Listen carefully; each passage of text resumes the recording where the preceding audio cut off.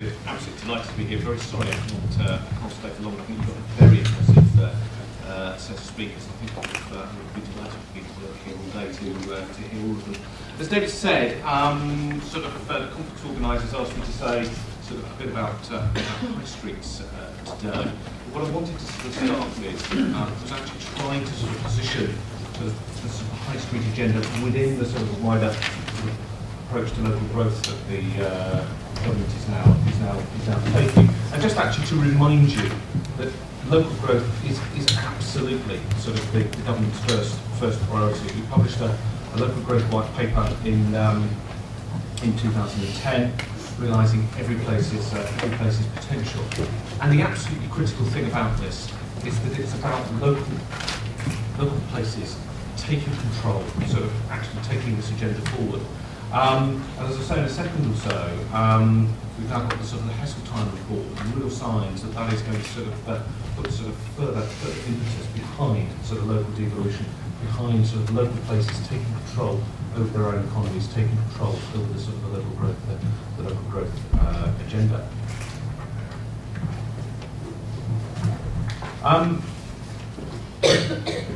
Now I just wanted to put that up just to give you a sort of a flavour of sort of just some of what's going on, but also the amount of money that is potentially available to sort of the local places to drive forward those economies. You've got the Regional Growth Fund at I think we've got it up there at £2.5 billion. I don't think that takes account of some relatively recent announcements, particularly also about more money for that. So there's about £3 billion now in the Regional Growth Fund. You've got Great Places Fund, sort of £750 million of that, which is being put to sort of very good use in most places. Interestingly, some places have not yet allocated any of that money, even though they've had it for 12 months. Interesting messages there about whether they're making the best use of opportunities. Business rate retention, European Regional Development Funds, current financial year new homes bonus of over £400 million, a very large slug of money going into sort of into localities in order to help them sort of drive their economies. And I haven't sort of covered all of those, but it gives you a sort of a flavour of just what the opportunities are.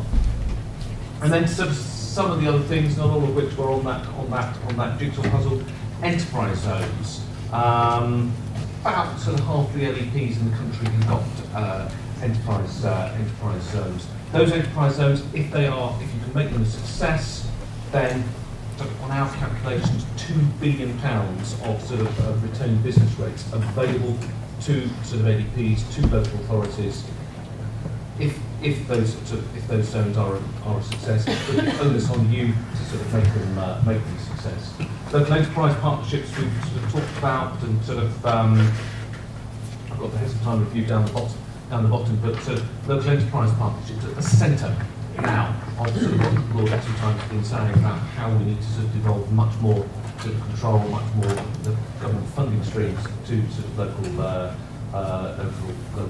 areas. Housing reform, the sort of the housing strategy, sort of further support for lenders, builders, and buyers. And then sort of I always think that this one gets ignored, but I think it's absolutely critical. That general power of competence, that saying to local authorities, you can do anything you think you need to do in order to drive your local economy, as long as it's not specifically outlawed.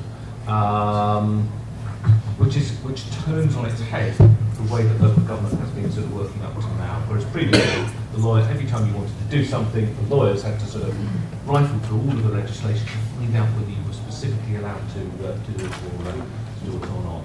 And then on sort of my main topic for today, sort of helping the high streets change to meet sort of today's sort of retail and community needs, and that being a very important part of this sort of this entire offer. So just to remind you how we've got to where we are on sort of high streets, and David is absolutely right. So Mark Brisk, the minister who's now responsible for this, is in London today with all of the sort of the forces pilots and will be sort of announcing a new High Streets Forum to sort of take forward sort of with the private sector and local authorities for further development of the High Street. But sort of May 2011, sort of just a little under 2 years ago, the Prime Minister himself commissioned Mary Porter to do an independent review of the High Street, and she published that review in December of the same year. What did it say? She said, we need to offer something new and different that shopping centres and the internet can't match. She acknowledged that town centres in the future will be smaller. I think one of the dangers of the present sort of position on the high street is it's tempting to believe that once the recession is over, then the high street will come back. That sort of those empty shops will be filled again with those retailers that we lost as a result of the recession. That's very unlikely to happen. The internet sort of is competing.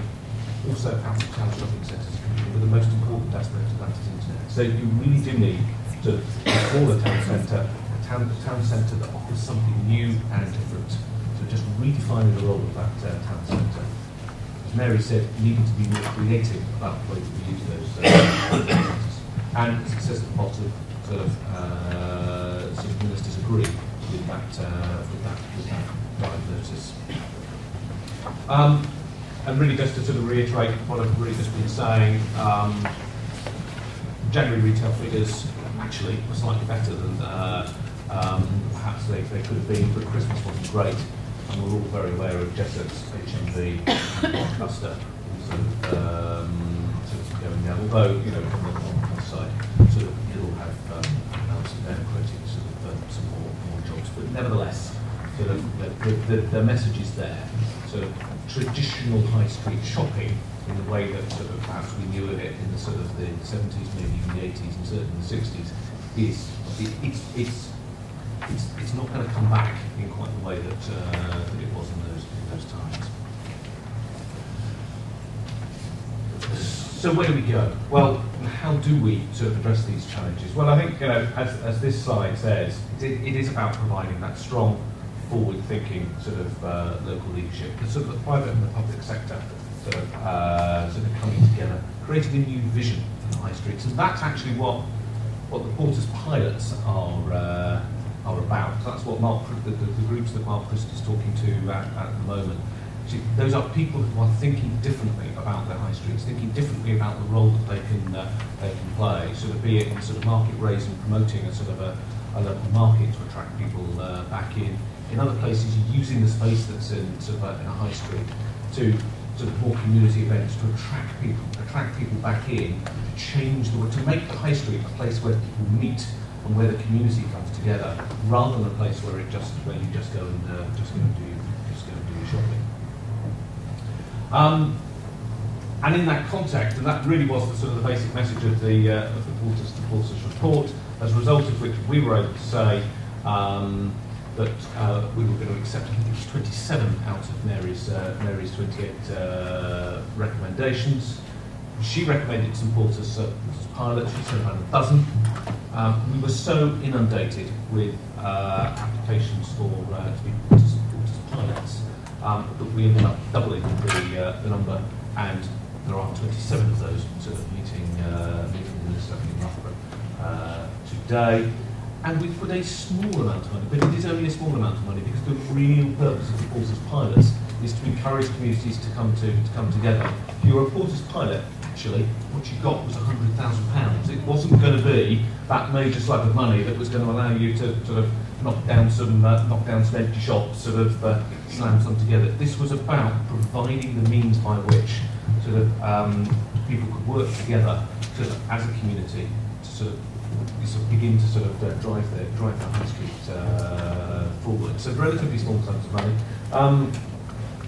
But nevertheless, £10 million for a high street innovation fund, particularly to help those places that have been affected by sort of what started as the London riots about 18 months ago, or got sort of high numbers of empty shops. In addition to Porter's pilots, 330 teams or towns that are now town team partners, they've had about £10,000 each, again, sort of helping the admin costs, but being sort of, again, encouraging them to come together. Perhaps the sort of the people who will sort of learn, trying to encourage them to learn from sort of what some of the pilots are doing. I was just about to say somewhere on that slide should also be a reference to the high street Exxon. Sorry, the picture, which I think is actually Guildford High Street, is rather obscured the text on that slide. But the High Street Exxon as an X Factor, sort of a prize for sort of most innovative sort of new ideas for the high street. Now, recognising the sort of challenges that high streets face, ministers have also sort of gone further than Mary wanted. And again, as it says on this slide, we've extended the doubling of small business rate relief for a further year. And that's going to benefit around about 500,000 businesses, about a third of a million sort of paying no rates at all. Many of which will be those shops that are struggling. So we are looking to provide some support for retail, sort of alongside sort of some of the bigger questions that we are posing. Going back to the sort of thing that I started with about how this is about putting sort of power into the hands of localities, local authorities, LEPs. That first point is really important. Local authorities now have the power to give business rate discounts, and with business rate retention, what we are saying to you is that there could well be circumstances where it makes sense to offer business rate discounts, or local authorities decide it is in the best interest of their local area to give discounts to certain small businesses, to shops, to whatever, because this is in the best interest of the community, because perhaps what it will do is it will encourage more businesses in, therefore more footfall onto a high street, therefore in the longer term, more businesses and therefore more business rate growth, which then directly benefits sort of local authorities. So it's absolutely over to you. And then, of course, we've also got sort of continuing to emphasise the town centre first in planning policy, make it easier to convert empty offices into sort of residential use, just filling the sort of the places that would be otherwise deserted. There's no point in keeping sort of places unoccupied. So where there's demand for homes, you've got empty office space. Then sort of why not fill it? And that could sort of directly reach sort of town centres. There's a question about sort of whether actually go further, actually sort of make it even easier to convert retail into sort of into homes, particularly relevant for sort of homes above shops. But that's a sort of debate to be had. And again, further changes in planning rules to allow local authorities to allow parking spaces in town centres, etc., etc. But again, all the way back to that theme that I was developing right at the start. More control, more influence, much more about sort of local authorities, LEPs, localities, sort of taking control of their own destinies, really. And a further sort of response to sort of review in sort of spring 2013. Final slides, really. And I think sort of the title at the top is sort of the most important one. Working together. Sort of, we've done a lot sort of in government to shift power out to sort of localities, to provide those discounts, to sort of provide some encouragement for the pilots to sort of come together and to see what learning, just really learn from best practice how to sort of revitalise those really important parts of town centres. Mary Porter's still heavily involved in that. She's in Loughborough with Dartford as well today. Business in the community, BITC, heavily involved. Association of Town Centre Managers, they're currently sort of doing all the administration of the Porters pilots and really sort of making sure that the Porters pilots have got their expertise.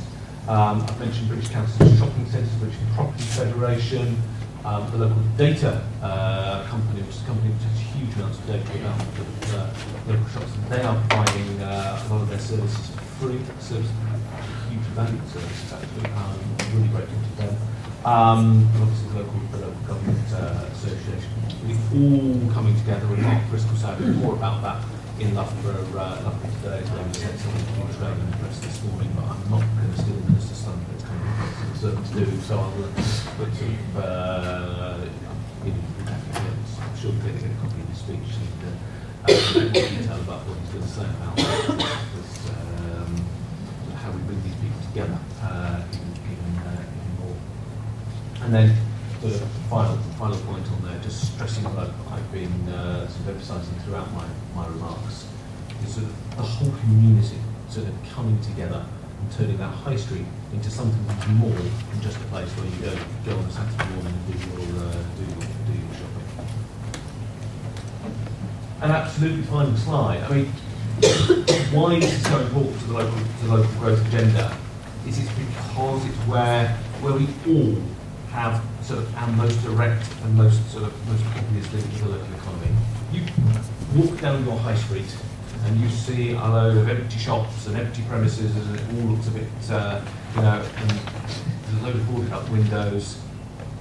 The message it sends you, the message it sends sort of the general public, is that the economy is in trouble. But actually, if a large part of what's going on is not the economy is in trouble, it's just that we all prefer to sit at 11 o'clock at night or whatever time it is at our computers buying stuff, then sort of there's no problem at all, but we're getting the wrong messages. So it's really important that when we go to sort of our high streets, we're getting a sense this is vibrant, this is active, but it's also sort of a real opportunity to sort of just foster that community spirit.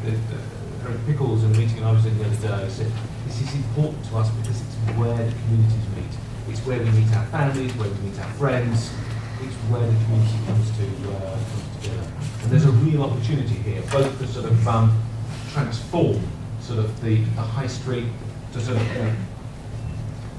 remove that sort of those depressing sort of boarded up windows, and replace it with a place that really gives you a sense of community spirit, sort of excitement and vibrancy. And that, I think, is where ministers want to take all of this. Take questions. Thank you very much indeed. I mean, clearly a huge amount of initiatives going on.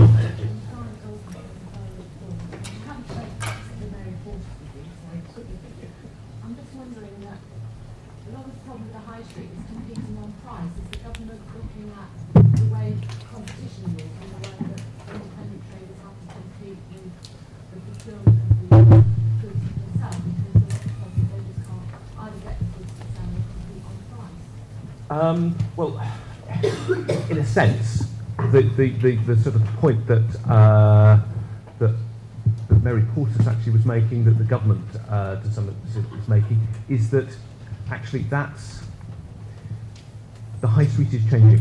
Yes, we did have sort of lots of independent retailers in the past, but the reason why large companies can compete on price is because they've got the sort of the economies of scale of buying power and so on and so forth, and nobody wants to pay more for a product than they absolutely have to. That's one of the reasons why we sit at our computer screens and buy stuff over the internet, because it is cheaper, and that's a fact of life. And actually, I don't think any of us here would want to spend more than absolutely necessary on our shopping. There is a continued role for definitely a continued role for the high street, because there are times when I know that I would prefer to go and buy something in person, see what I'm buying, rather than sort of buy it over the internet. But I'm not going to do that as much as I did 20 years ago. But I also value, in my own high street, where I live, that sense of vibrancy, community spirit, sort of, the no, I mean, yeah.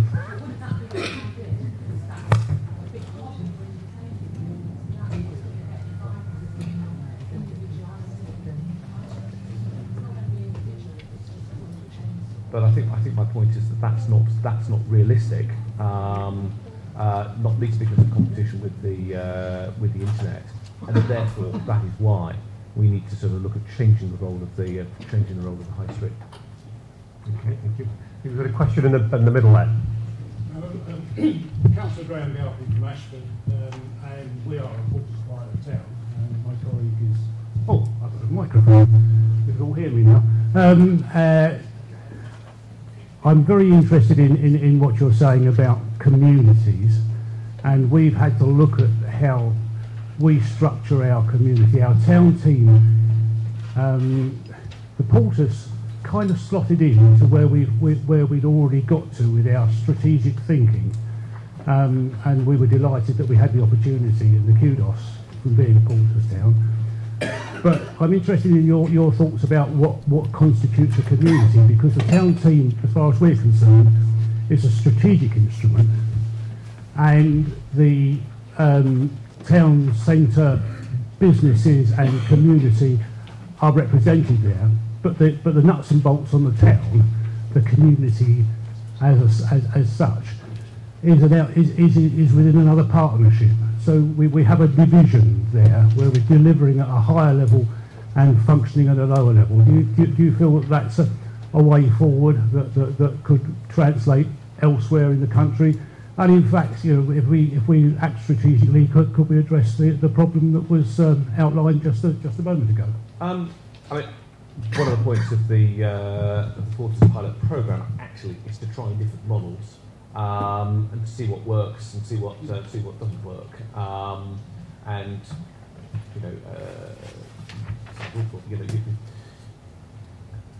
there's very often as much learning in the things that don't work as there are that do work. So that's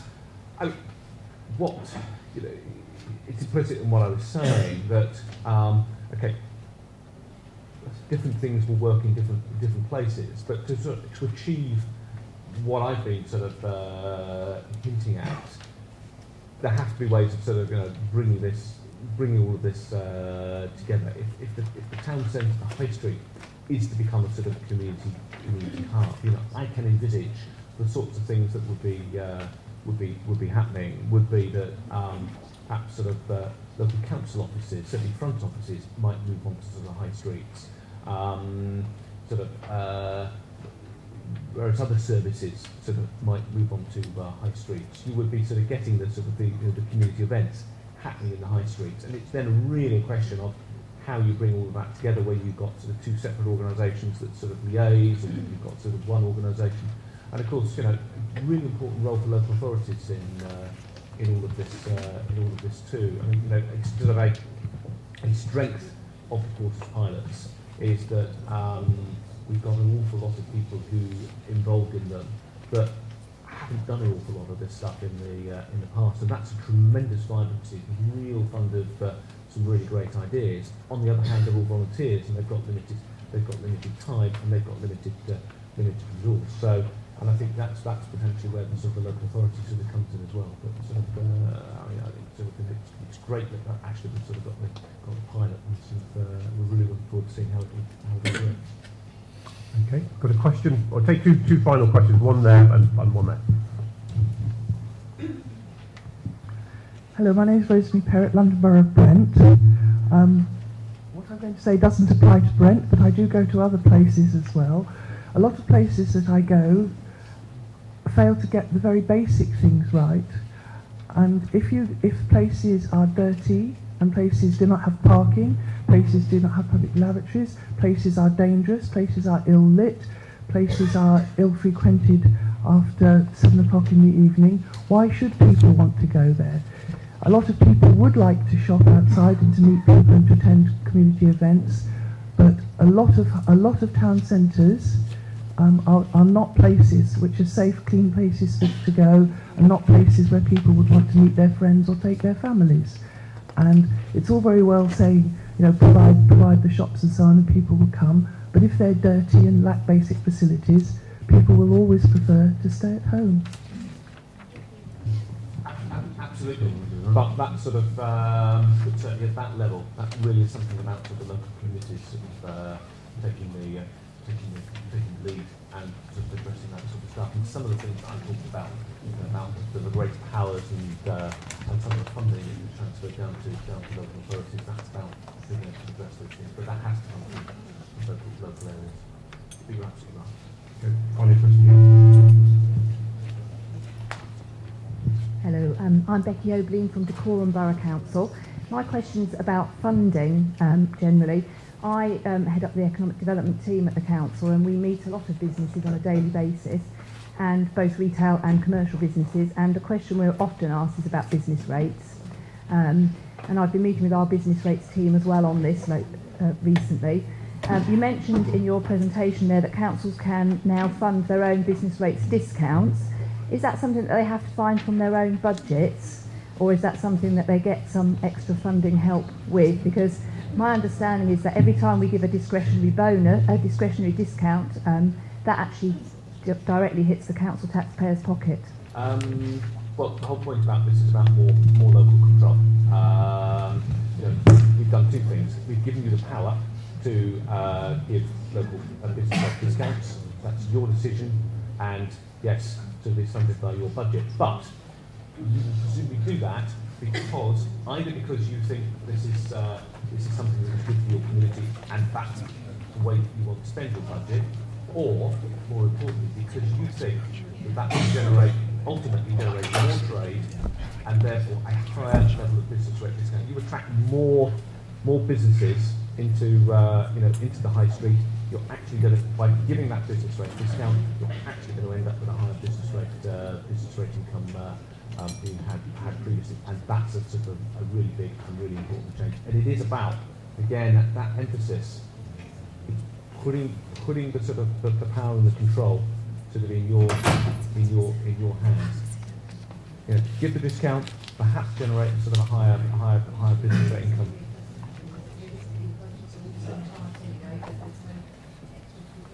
I'm sorry, it's virtually impossible to hear anything at all at the back, so I might go off and shop because I'm not getting anything out of this.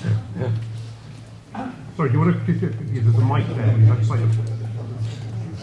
Can we use the microphones? And it's impossible, I'm sorry. We'd like to make that last comment. Right, sorry. I was just saying that realistically it doesn't happen, and that budgets are so tight in local government anyway at the moment that there just isn't any more room for discretionary, I think, certainly at our council at the moment. Thank you very much indeed. Well, thanks, Philip. I think that last point is going to be really a friction point on a lot of this localism agenda, and I'm sure one of the most valuable ones. Thank you very much again.